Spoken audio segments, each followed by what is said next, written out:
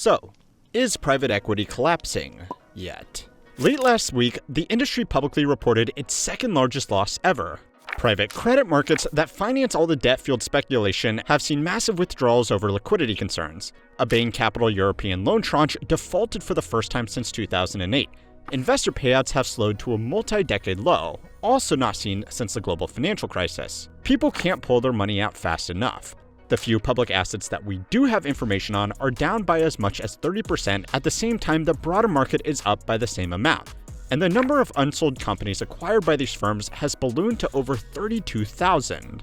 It clearly doesn't sound great, but at the same time, last year the industry supposedly had its second best year ever, which kind of makes me look like a bit of an idiot, right? Private equity firms made almost $1 trillion in new acquisitions and, perhaps more importantly, sold over $700 billion worth of businesses, which was only ever surpassed by 2021 when interest rates were significantly cheaper. But this does raise the obvious question of, how can both of these reports be true at the same time? Were the naysayers, myself included, just wrong about this industry? Or was 2025 something of a going out of business sale? 70% of the nation's nursing homes are now owned by for-profit companies. Private equity getting into dentistry. How many losses there are so far throughout the private equity and private credit spaces. Over time, if a liquidity issue is extended, it can turn into a credit issue. Cascade Capital Group and its affiliate Legacy Healthcare bought the nursing home. A group led by Blackstone has agreed to take control of software group Medallia from Thoma Bravo in a deal that will cement one of the largest wipeouts in the history. Okay, so I have obviously been very critical of this industry in the past, mostly because of the perverse incentives it gives financiers to enshittify products, lay off workers, and separate themselves from the consequences. But also partially because it's just not a good business model. It's structured from the ground up to slowly eat itself while paying out huge bonuses for the privilege. So yeah. Late last month, Thoma Bravo, a major private equity firm, publicly announced the industry's second biggest loss ever. Medallia was, and still is, a profitable, albeit boring business that makes software to track consumer feedback from online reviews and those little faces you poke when leaving a shop. You know how companies are always collecting your data from your smart fridge for some reason? Medallia is one of the programs they feed that data into to try to sell you stuff more effectively. Thoma Bravo acquired this business using a combination of their investors' money and an additional estimated $1.8 billion in private credit loans coming from other big names in the space like KKR, Apollo, and Blackstone. After the acquisition, the company took on even more debt, and then when interest rates rose, it took on more debt again to maintain its interest payments. As a shock to absolutely nobody, this was not sustainable, and just over a week ago, it was announced that the company would be handed over to its debtors, and that the original private equity firm in this whole arrangement would recognize a loss for the full $5 billion it had initially invested. Now, the weird part is that the Medallia business itself is still profitable. It still has a long list of clients, and if it wasn't for all of the debt that the private equity company had piled onto it, it would still be making a decent amount of money. Thoma Bravo also wasn't short on cash. They could have just paid off this debt and kept the company, but they instead just decided to write it off entirely and hand the keys over to their lenders to make it their problem. This is literally the equivalent of someone putting 80% down on an investment property that is cash flow positive, borrowing 20% to complete the purchase, and then letting the bank foreclose on the house as soon as interest rates went up on their adjustable rate mortgage. It sounds dumb, but it does kind of go to show that this industry isn't really behaving what you might call normally at the moment. And there are 3 reasons why stuff like this is happening at the same time that, on the surface at least, business is as good as ever. The first reason is that 2025 was a little bit of a rush for the exits. On the top line, the year was the second biggest for private equity ever. Exit value hit $717 billion, which is up 47% on 2024. And that sounds very impressive. But when you look at how that number was achieved, there are some problems. Deal count actually fell 6% to 3,018 total exits, which meant this growth was achieved by pushing the average deal size to a record $1.2 billion. And that average is being dragged up by a handful of absolutely enormous transactions. Just 13 of those sales accounted for almost a third of all transactions in total, and without them, the industry would indeed still be shrinking. The largest of these deals was the $55 billion Electronic Arts take private, led by the Saudi Public Investment Fund, which, to be clear, was a sovereign wealth fund buying a video game company with the assistance of some private equity partners. a lot of the small to middle market companies that have sort of defined this industry, like the dentist offices, the plumbing companies, the regional healthcare chains, the YouTube channels, those are still struggling to find buyers. 2025 was also the first year interest rates came down meaningfully, which allowed a lot of funds to borrow again to shuffle their inventory of companies around. Again, this really is just someone flipping real estate investments. Even if they can manage their interest payments, selling activity tends to pick up when interest rates are lower because sellers know that buyers can borrow more to fund their purchases. The only difference is that instead of trading people's homes back and forth, they are trading people's livelihoods. On the almighty Excel spreadsheet, they are both just cash flow generating assets that are easy to get loans on. Anyway, another big factor was that the regulatory environment also softened considerably. The FTC restarted early termination of merger reviews and granted over 100 requests by mid-2025. The new chairman of the commission, Andrew Ferguson, publicly said the agency must get out of the way quickly. So basically, in 2025, for the first time in 3 years, funds had cheaper money and less regulatory friction. And a lot of them saw this as their chance to offload their winners and make major acquisitions while the window was open. Now, to play devil's advocate a bit, this was probably the correct call for these investment firms. But the big rush for the exit did create the image of activity that was really just making up for lost time. Even before the recent news, there were some, inconvenient details underneath. The one metric that was not making up for lost time was realized profits. Actualized payments back to investors who, theoretically want a return on their investments, remained extremely low. Distributions as a percentage of net asset value stayed flat at 14% in 2025, a level not seen since 2008 and 2009 during the actual global financial crisis. And this was back at a time when the industry was considerably smaller overall, and they have now lagged historical averages for 4 straight years running, which is a new record for the modern PE industry. So the industry was reporting huge exit values, while barely paying anyone back. Now, maybe you could argue that all of this was getting reinvested, except that the number of new funds successfully raising capital has basically halved over the last 4 years. If the industry was really firing on all cylinders, this probably shouldn't be happening. A lot of that record-setting exit volume was also just private equity funds trading companies to other private equity funds, which inflates both the acquisition number and the exit number simultaneously. This always happens a bit, but 2025 saw a massive uptick. Secondary transactions hit a record $226 billion, with continuation vehicles alone reaching $115 billion, up 53% on the prior year. Now, like a lot of things in this industry, that probably needs a bit of de-jargoning. Private equity funds are supposed to have finite lives, usually 10 to 12 years. During that time, a private equity firm will launch the fund, market it to investors, raise money, buy assets, improve them, flip them for a profit, and then distribute the profits out to investors. Again, in theory. If this goes well, the firm can usually launch multiple different funds all at the same time each with their own vintage, which is again just a douchey finance bro way of referring to the year the fund was launched. So to really stretch the lingo, the PE firm is the winery and the PE funds are the barrels, which are again supposed to be used up within a set time period. Now, that self-imposed time frame exists for a reason.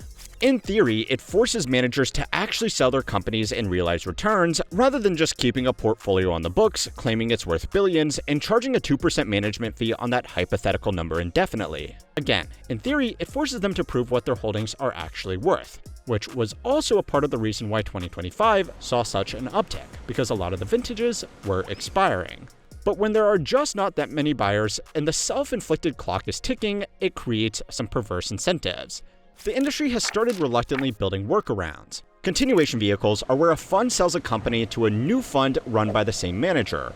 Evergreen funds that never technically expire, and net asset value loans where funds borrow against their own reported portfolio values to pay distributions to investors in the meantime. It's more extend and pretend that has sort of been enabled by slightly lower rates and much looser oversight. And look, I'm trying to be more positive about things, so maybe this is all to say that the industry wasn't exactly dying. It was in the process of changing, although not necessarily for the better. But that was 2025. 2026 is shaping up to be a very different year. So it's time to learn how money works to find out if private equity can just go ahead and collapse already. This video is sponsored by Monarch. Monarch is a private, ad-free personal finance platform that brings all your accounts into one clean dashboard. It automatically tracks your spending, credit score, and net worth and helps you stay financially aligned without juggling spreadsheets. Instead of just showing where your money went, Monarch makes it easy to see the full financial picture, make smart adjustments, and make progress towards your goals with confidence. You are the customer, not the product. So there are no ads and no data selling, and thousands of users have given it a 4.9-star rating. I started using Monarch for my monthly budget check-ins, and it has been a game changer. All my accounts, cards, loans, and investments sync from over 13,000 institutions into one beautiful view on web or mobile, saving me time hopping between apps. I love the flexible budgeting that separates fixed and flexible spending with customizable rules and categories. And Monarch quietly combs through your numbers and surfaces patterns for you, things like spending changes or unusual transactions explained in plain English, so you stay aware without constant alerts. There is also a built-in assistant you can ask anything about your finances, like how much you spent on travel last summer, or whether you can afford a vacation without touching your savings. It answers from your actual data, not generic advice. Seeing my net worth trend and goal timelines for saving or paying down debt makes progress feel real and motivating without the stress. Try Monarch yourself. Start your free trial, then scan the QR code on screen or use code HMW50 for 50% off your first year of total money clarity. Now, it's probably worth repeating in all of these videos that private equity is an extremely broad term. All it really means is any investment not listed on public stock markets. Typically, this means private non-listed companies, but these days it more broadly means anything from non-listed real estate investments all the way to things like music royalties and even video game IP. If there is something that generates a cash flow, there will probably be a PE firm there to speculate on it. Normally, when people talk about private equity, particularly in the context of the harm it does, they are talking about buyout funds. These are the ones that go and acquire local businesses, load them up with debt, try to cut costs, and flip them for a profit a few years later. This kind of private equity is indeed not doing well. The number of new funds raising money in the space has effectively halved. They have underperformed the regular stock market over the last several years, and they are running out of small to medium businesses willing to sell. So the actual growth in PE broadly has mostly come from somewhere else entirely. Large funds buying large companies, often by specifically taking them off the stock market in a process called going private, which, as you might have been able to piece together, is the opposite of going public. That $55 billion EA deal is an extreme example, but the trend is much broader than that. Wealthy individuals and institutions already own most of the stock market, and these same groups are allowed to invest in private equity.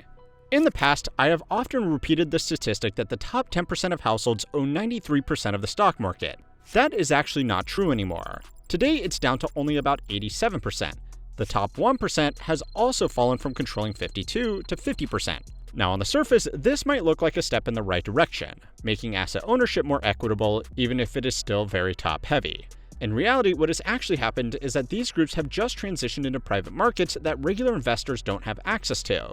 If you look at all financial assets, including these gated private markets, it is in fact more concentrated than ever. So for a lot of companies, the only real reason to go public anymore is if there's enough retail hype around the business to get them a better price than they could negotiate privately. A lot of companies have figured out it's just easier to sell in private markets. They can avoid the regulatory overhead of being publicly listed and still raise the same amount of money from the same institutional investors anyway. Which means that a lot of PE funds have basically become glorified index funds filled with boring, conservative businesses that would have previously gone onto the S&P 500 or the Russell 2000. Now, that's probably not great for the average retail investor, because it means that more of the public stock market is going to be filled with either mega-cap tech companies that already have huge index weights, or companies that are only going public because they know retail hype will get them better pricing than they could in private markets. Put another way, if a company could sell itself for a higher price to sophisticated institutional investors who spend months doing due diligence, there should probably be a pretty good reason why they'd choose to instead sell that valuable asset to you. Major institutional investors are naturally wary of stretched valuations in mega-cap tech, so if they want broad exposure to companies outside of that space, private markets have kind of become the place to do it. And well, even if they do want the exposure, it's also worth pointing out that a huge amount of recent deal value in PE has come from financing data center construction or buying the land to build them on, which helped drive up the headline numbers but is again not really what most people picture when they hear private equity. So if we are being generous, my predictions of their imminent demise had been greatly exaggerated, outside of one particular niche. It has instead mostly been replaced with a private stock market for rich people as opposed to the, well, public stock market for rich people. The traditional leveraged buyout model is shrinking and struggling. It sounds good, but it gets better. But even for the investors on the inside, there's still a growing problem. A lot of the money that made all of this possible is starting to dry up. We have already made a video about it, but in brief, private credit funds stepped into the gap left by banks after 2008, offering riskier but higher interest rate loans to companies that couldn't get traditional financing. And for a while, that worked well, especially when rates were lower. But when rates went up and stayed up, a lot of these borrowers found themselves stacking new debt on top of old debt just to keep up with their interest payments. Exactly what happened with Medallia. A lot of these private credit loans were packaged into CLOs, collateral loan obligations, which is basically the same concept as the collateralized debt obligations from 2008, except instead of home loans underneath them, they're backed by corporate debt. Now, just a few weeks ago, a CLL tranche managed by Bain Capital defaulted for the first time in Europe since the global financial crisis. Now, to be fair, a junior CLO tranche defaulting is literally what the risk structure is designed for. The junior tranches absorb losses so their senior tranches stay protected.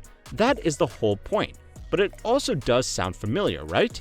Fitch has suggested this might not stay isolated, and that this could be the first of a small cluster rather than a one-off. On the retail side, investors have been trying to pull their money out of private credit funds about as fast as their agreements will allow. In Q1 2026, 5 of the 6 major private credit funds gated investor withdrawals to effectively stop the private equivalent of a run on the bank. Non-listed BDCs returned about $7 billion to investors during the quarter while only raising $5 billion, marking the first time these private credit vehicles saw more money going out than coming in. Across the entire industry in the first half of 2026, deal volume dropped 34% compared to 2025, with the total number of PE transactions down 67%.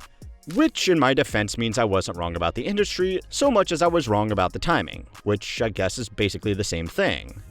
Anyway, there are 2 other external variables that have contributed to this boom and bust.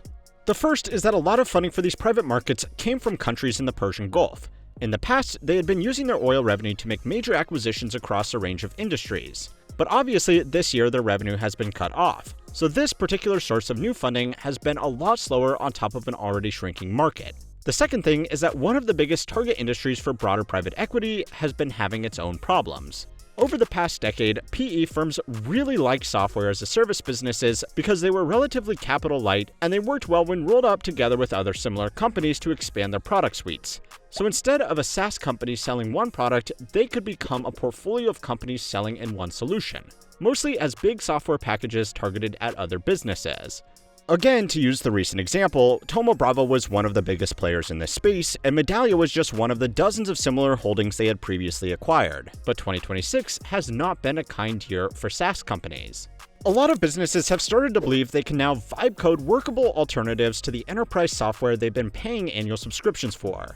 And even if that's not actually true for most companies yet, investors think it is, and that's what matters for valuations. The industry is calling it the SaaSpocalypse. Roughly $1 trillion in aggregate SaaS market capitalization was erased in Q1 of 2026 alone. The median public SaaS company revenue multiple fell from 6.2x at the end of 2024 to 3.3x by March 2026.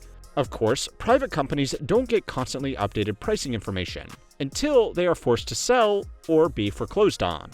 Secondary market buyers are now demanding discounts of 20% or more to take SaaS-heavy PE portfolios off managers' hands, up from around 5% just a few weeks before that. This is why Thoma Bravo decided to hand Medallia over to its creditors.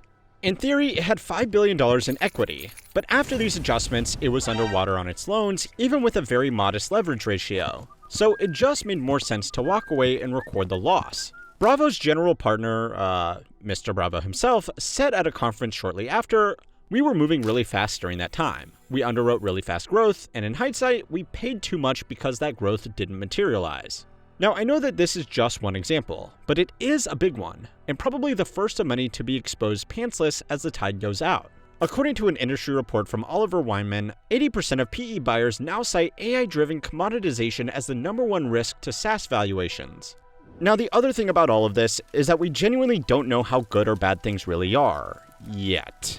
The private credit industry is private. Disclosures are few and far between. We can only estimate what's actually going on based on the rare moments things go so publicly wrong that they become impossible to hide, or from the handful of metrics that do get reported. Now, to be fair, private equity becoming a boring walled garden of equally boring companies only accessible to accredited investors would actually be preferable to the old model of leveraged buyout funds strip mining local businesses. But more broadly, the market can stay irrational longer than any fund can stay solvent, or some dumb YouTuber can maintain their ego. But there is one element to this that won't wait around. We've mentioned it briefly, but go and watch this video next to find out how private credit might bring the find out stage sooner than would otherwise be expected. And don't forget to like and subscribe to keep on learning how money works.